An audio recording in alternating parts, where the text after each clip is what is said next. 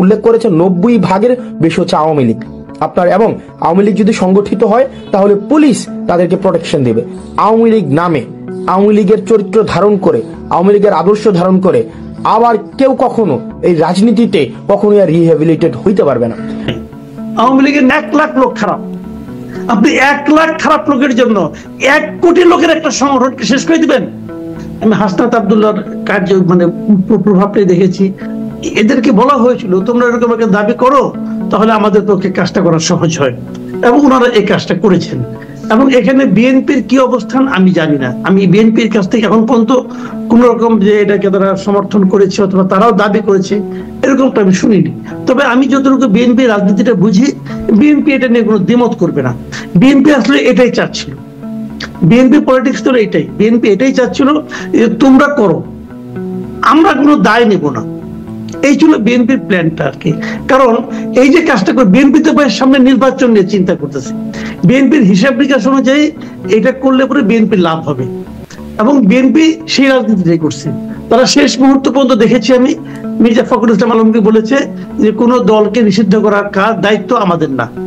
তারা এটা দাবিও করে নাই, তারা এটা করেও নাই, সরকার করেছে। কিন্তু এনসিপির দাবির প্রেক্ষিতে এবং এনসিপির সঙ্গে কতগুলি ইসলামপন্থী দল, তাদের দাবির প্রেক্ষিতে এটা সরকার এই সিদ্ধান্তটা নিয়েছে। এবং আমি মনে করি এই সরকার, এই অন্তর্বর্তীকালীন সরকার, পরবর্তী সময় তো অন্তর্বর্তীকালীন সরকারের অনেক সিদ্ধান্ত নিয়ে মূল্যায়ন হবে। কিন্তু কারণ সবসময় মনে রাখতে হবে আজকের দিনটাই কিন্তু শেষ দিন না।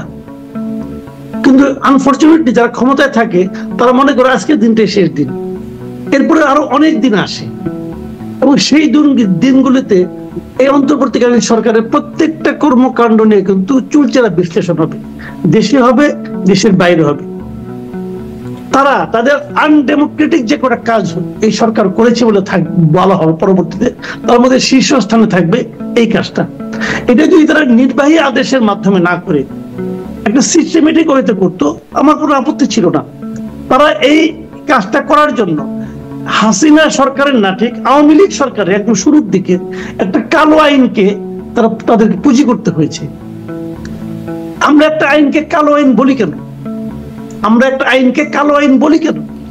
এই কারণে বলি যে এই আইনটা দ্বারা এমন এমন কাজ করা হয় যা নাকি স্বাভাবিক সময়ে স্বাভাবিক নিয়মে করা সম্ভব ছিল না। সেরকম একটা আইন প্রয়োগ করে তাদেরকে এই কাজটা করতে হয়েছে। এটা কোনো ভালো উদাহরণ হবে বলে আমার কাছে মনে হয় না। আওয়ামী লীগের সারা দেশে অনেক নেতাকর্মী আছে, এটা উনিও বললেন। তারা তাহলে কি করবে এখন? তাদেরকেও তো আপনি কোনো দল করতে দেবেন না, তো তারা কি করবে? এইটা হলো, এটা যে শোনেন আমি আর কথা বলি আপনাকে, ফ্যাসিবাদ স্বৈরাচার পার্থক্যটা কি? পার্থক্যটা কি? এটা তো না বোঝার কোনো বিষয় না। স্বৈরাচার একজন ব্যক্তি যা ইচ্ছা তা করে, ফ্যাসিবাদ কি করে? বিভিন্ন রকম কালা কানুন, আইন, কালো আইন দিয়ে তারা তাদের কাজটা করে নেয়। এই যে কালো আইনের মাধ্যমে যে নিষিদ্ধ করা, এটা এক ধরনের ফ্যাসিবাদী আচরণ। আমরা এক ফ্যাসিবাদকে সরিয়েছি। আমরা বলছি, আপনি যে কথাটা শুরুতে বললেন, আমি অনেকগুলি কথা বলি এখানে, দেখেন আপনি শুরুতে বললেন বৈষম্য বিরোধী আন্দোলনের মাধ্যমে এরা সামনে আসছে। এরা তো প্রতিদিন বৈষম্য, এই আন্দোলনের মধ্যেও তারা বৈষম্য করছে। বলেন তাদের জন্য পানি আসে, ও আসা পানি দেয়। তাদেরকে ঠান্ডা রাখার জন্য সিটি কর্পোরেশন পানি ছিটায় ঠান্ডা করার জন্য, আর শিক্ষকদেরকে বিতাড়িত করার জন্য গরম পানি ছোটায়, জল কামান ইউজ করে। তো এই বৈষম্য, এগুলো বৈষম্য না। যখন হাসনাত আব্দুল্লাহ বললো আমরা 1 ঘন্টার আলটিমেটাম দিলাম, তখনই তো বোঝা হয়ে গেছে এই যে পাতানো নির্বাচন, মানে পাতানো আন্দোলনের শেষ পর্যায়ে আমরা চলে আসছি। কিন্তু এখান থেকে আমি জীবনে কখনো শুনি নাই 1 ঘন্টার আলটিমেটাম দেয়। আমি একটু বার্তাটা আমি বলি, আমি জীবনে কখনো শুনি নাই যে কেউ কখনো 1 ঘন্টা আলটিমেটাম দেয়।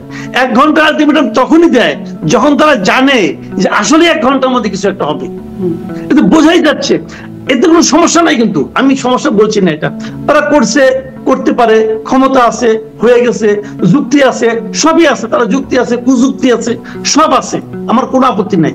আমার কথাটা হলো আপনারা যে কাজটাই করেন সেই কাজটা একটা ভালো আইনের মাধ্যমে করতেন, কালো আইনের মাধ্যমে কেন করতে গেলেন? আমার খালি এটাই দুঃখ, আর কোনো দুঃখ নাই যে আমরা একটা আধুনিক গণতন্ত্রের পথে যাচ্ছি, সেই সময়ে আমাদের একটা কালো আইন প্রয়োগ করতে হলো কেন? আমার দুঃখ গেলে এখানেই, আর কোনো দুঃখ নাই। আওয়ামী লীগ নিষিদ্ধ হয়ে গেছে, এতে আমার কিছু আসা যায় না। আমি তো আওয়ামী লীগ করি না রে ভাই, আমার কোনো বিপদ নাই। কারণ ওই আমি কি করবো এই কথা আমি জিজ্ঞেস করবো না, যে করে সে বুঝবে। সে কেন একদিন হাসিনাকে সরাইতে পারে নাই, এটা তারও সমস্যা আছে। সে মায়ের খাইছে, তাও তো হাসিনার বিরুদ্ধে যে মানে বুক ফুলে দাঁড়াতে পারে নাই, কেন পারে নাই, তারও সমস্যা আছে। তারও কিছু ভোগ করতে হবে, করুক, আমার কোনো সমস্যা নাই। কিন্তু আমার কথা হলো কি, যে এই সরকারের গায়ে যে একটা কালিমা লেপন হয়ে গেল, এই সরকার এই কাজটা কেন করলো? কারণ আলটিমেটলি কিন্তু এটা পরে আলোচনা হবে। এবং বিএনপি দেখেন কি করলো, এখানে বিএনপি একটা সুন্দর পদ্ধতি অবলম্বন করলো। সে এই আওয়ামী লীগ নিষিদ্ধ করার কারণে ভোটের রাজনীতিতে সামনে সবচেয়ে লাভবান হবে বিএনপি, কিন্তু বিএনপি কিন্তু গায়ে কায়দা লাগাইলো না। কিন্তু আমার কিন্তু বিএনপি নিয়ে টেনশন নেই, আমার টেনশন হলো এই অন্তর্বর্তীকালীন সরকার নিয়ে। কারণ এই সরকারটা তো নির্দলীয় সরকার, তাদের ভূমিকাটা এমন কেন হলো? আমি এই জায়গাটা আমাকে আপত্তি, আর কিছু না। আপনারা নির্বাহী আদেশের মাধ্যমে করছেন, আদেশ আইন আছে, কালো আইন তো বাতিল হয় নাই, কাজে আইনে আপনি প্রয়োগ করতেই পারেন, কোনো সমস্যা নাই, করেন আপনারা। কিন্তু এটা নিয়ে কিন্তু সামনের দিনগুলি দেখেন আপনি, দেশে আলোচনা হবে, বিদেশে আলোচনা হবে। জাতিসংঘের রিপোর্ট দিয়ে গেছে, ওখানে কি তারা বলে না এইগুলির ব্যাপারে, যে কোনো পলিটিক্যাল পার্টি নিষিদ্ধের ব্যাপারে তারা তো একটা অপিনিয়ন দিয়ে গেছে। ওদের অপিনিয়ন মানতে হবে, এরকম কোনো আইন নাই। কিন্তু আমি ওগুলো বলছি না, আমি সব ব্যাপারে আমি মানে ফ্লেক্সিবল হতে চাই। কিন্তু আমার কোশ্চেন হলো, সরকার কেন এই ফাঁদে পা দিল? দরকার ছিল না। আরো আগে দেখেন, আরো আগে প্রধান উপদেষ্টা কমপক্ষে আমি 3টা বিদেশি মিডিয়ায় তাদেরকে আমি ওনাকে বলতে শুনছি, উনি বলেছেন এই সরকারের আওয়ামী লীগকে নিষিদ্ধ করার কোনো আওয়ামী লীগ বলে নাই, কোনো রাজনৈতিক দলকে নিষিদ্ধ করার কোনো পরিকল্পনা নাই। ডক্টর ইউনূসের মুখ দিয়ে এটা 3বার উচ্চারিত হয়েছে, কমপক্ষে, বেশি হতে পারে, আমি 3বার শুনছি। হয়েছে তো এখন যদি তাকে জিজ্ঞাসা করে, ওই সাংবাদিক জিজ্ঞাসা করে যে আপনি এই কাজটা কেন করলেন, আপনি তো বলছিলেন আগে, তখন উনি বলবে কি স্টুডেন্টদের উপর দায় চাপাবে, বলবে যে ওরা সবাই চাইছে গণদাবির প্রশ্ন, তাহলে আমি তর্কের খাতিরে প্রশ্ন। ধরেন আমি একটা কুতর্কই করতেছি, ধরা যাক।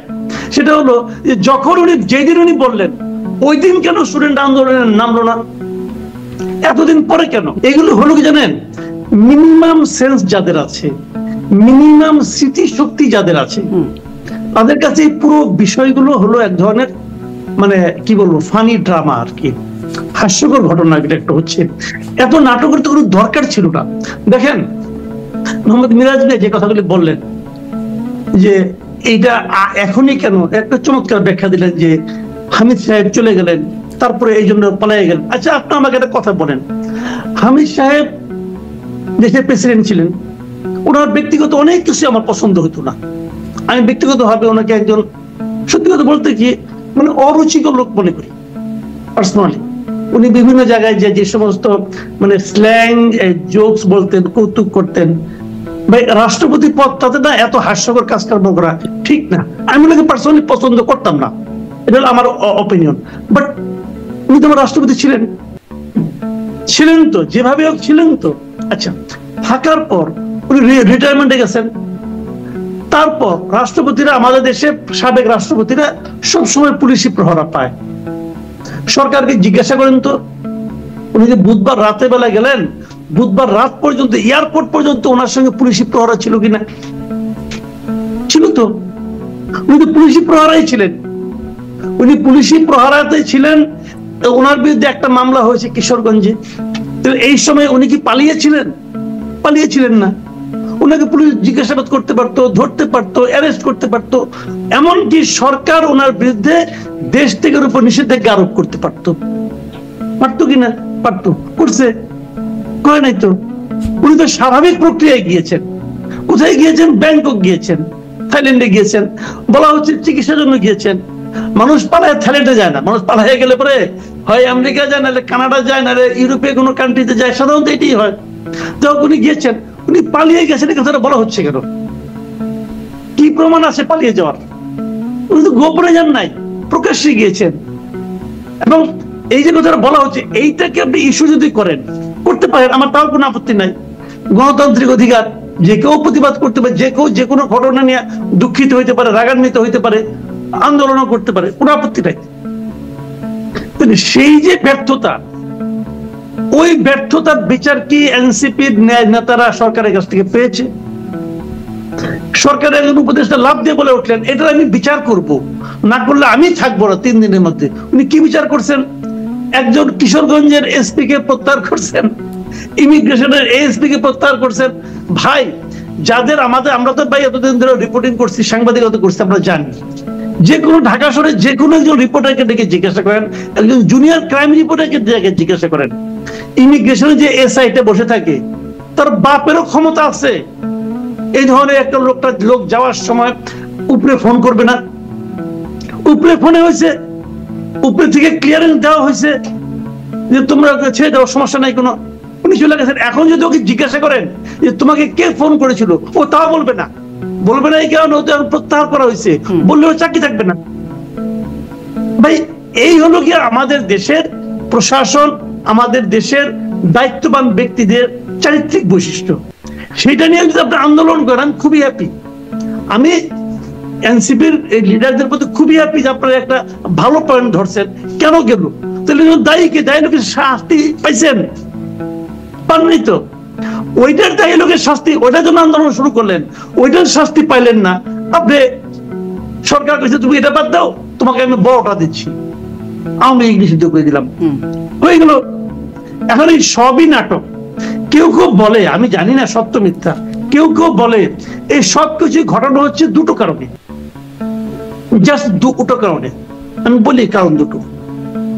1 নম্বর কারণ হলো, যেটা আমি প্রমাণ করতে পারবো না, 1 নম্বর কারণ হলো অনেকে বলে যে চট্টগ্রামে কক্সবাজারে যে মানবিক করিডোর দেওয়ার নামে যা হচ্ছে, সেখানে ইউএনের গাড়ি টাড়ি যাওয়ার ব্যাপারে যা কিছু হচ্ছে, কিছু একটা হচ্ছে, সেই দিক থেকে নজর সরিয়ে রাখার জন্য এখানে একটা কেওয়াস সৃষ্টি করা। আরেকটা কারণ অনেকে বলে, একটু এর মধ্যে যোগ করে আমি যদি একটা তথ্য যোগ করি, আজকেই দেখছিলাম যে যুক্তরাষ্ট্রের একটা 4 জনের একটা এয়ারফোর্সের একটা কার্গো ঢাকায় ল্যান্ড করেছে, তারাও নাকি রাখাইনে যাবে, এরকম একটা খবর আছে। জি, এরকম আমরাও শুনেছি। এইটা একটা বলে, একটা কারণ বলে, এটাকে আলোচনার বাইরে রাখার জন্য এখানে একটা মানে একটা ক্যারিকেচার করা হচ্ছে। আরেকটা কারণ বলে অনেকে, সেই কারণটা কি? সেই কারণটা হলো, আপনি লক্ষ্য করবেন তার ঠিক 2 দিন আগে 8 তারিখে দেশে কে এসেছে? বেগম খালেদা জিয়া এসেছেন। যেদিন খালেদা জিয়া ঢাকা শহরে নামলেন, ওই দিন পুরো ঢাকা শহর এবং পুরো দেশের মিডিয়া খালেদা জিয়াকে নিয়ে ব্যস্ত ছিল।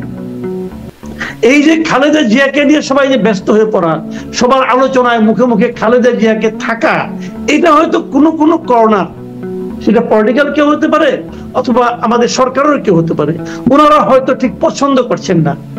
এখন এইটাকে ধামাচাপা দেওয়ার জন্য, এই আলোচনাটাকে মানে চাপা দেওয়ার জন্য আরেকটা ইস্যু দরকার, জমজমাট ইস্যু। সেই ইস্যুটা হলো প্রথমে হামিদ, তারপরে আইভি কে গ্রেপ্তার, তারপরে আওয়ামী লীগকে নিষিদ্ধ। এখন দেখেন গত 3 দিনে কিন্তু আপনি কোন পত্রিকার ফ্রন্ট পেজে খালেদা জিয়া নাই। তারা সাফল্যজনক ভাবে এই কাজটা করতে পেরেছেন। এটাও অনেকে বলে এই দুটো কারণে হতে পারে। এখন কি হয়েছে আমি কিন্তু সঠিক জানি না, বাট এই যে কথাগুলি বলে যখন লোকে, এগুলো যখন শুনি, শোনার সঙ্গে সঙ্গে একটু মিলিয়ে নেওয়ার চেষ্টা করি, এবং মাঝে মাঝে মিলে যখন যায় তখন মনে হয় কি এরা খুব ছেলে মানুষই কাজ করছে।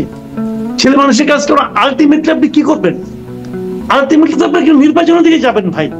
আপনি যত কিছুই তাইলে নেড়ে কাহিনী কর না কেন, আপনাকে আলটিমেটলি একটা নির্বাচনের দিকে যেতে হবে, এবং আপনাদের পিঠ রক্ষার জন্য যেতে হবে। আপনি দেশ খুব ভালো চালাচ্ছেন না, এই সরকারকে বলছেন আপনারা দেশ খুব ভালো চালাচ্ছেন না। প্রথম কয়েকদিন লোকে তাকায় নাই, এখন মানুষজন তাকাচ্ছে। আপনাদের উপদেষ্টারা কে কি করছে, এখন সমস্ত তথ্য কিন্তু টুকটাক করে বেরোচ্ছে। আলোচনা যেগুলি বেরোচ্ছে সেখান থেকে সুগন্ধ বেরোচ্ছে না, দুর্গন্ধই বেরোচ্ছে।